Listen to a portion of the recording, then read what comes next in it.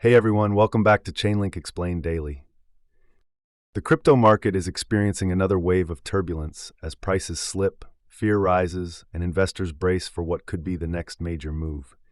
Chainlink, which hit a yearly high of $20.70 in August, has now plunged nearly 50% to around $14, dragged down by macroeconomic uncertainty, concerns over U.S. tariffs, and fading expectations for a December Federal Reserve rate cut. The on-chain data looks just as troubling. Total value locked across Chainlink-powered DeFi platforms has collapsed from $1.13 billion to roughly $608 million, with weekly fees dropping 45%, signaling a clear decline in demand for the network's Oracle services. Technically, Link is hovering near a breakdown from a multi-year symmetrical triangle, and with the 50-day moving average threatening to fall below the 200-day, a death cross may be imminent. A break below the $11.06 support could send prices toward $10 or lower.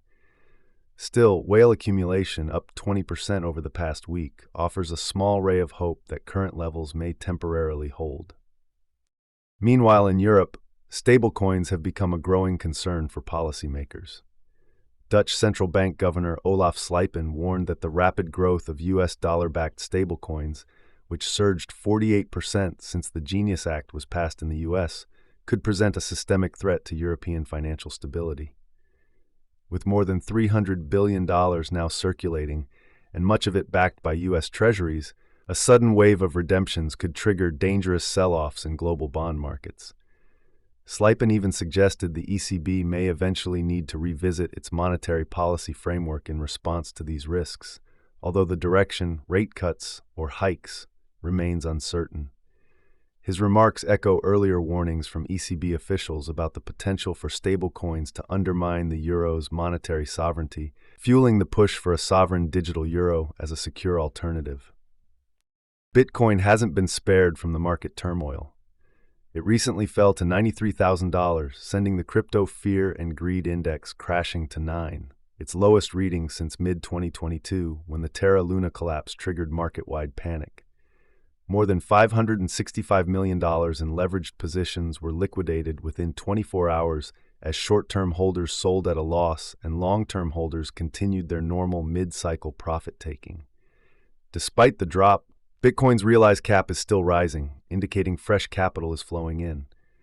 However, the ETF landscape is flashing warning signs.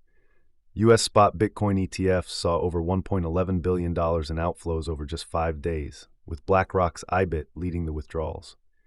Bitcoin is now hovering around its yearly opening range between $94,000 and $95, a zone analysts believe could act as support. If BTC rebounds to $100,000, a major short squeeze could follow. If not, a deeper correction may unfold.